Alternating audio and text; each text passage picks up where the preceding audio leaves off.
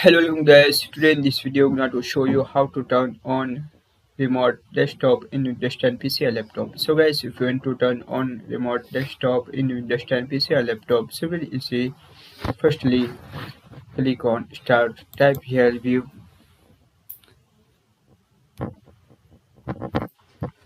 advanced system settings. So click on remote. After click on allow remote accession. After click on apply, click on OK. That is.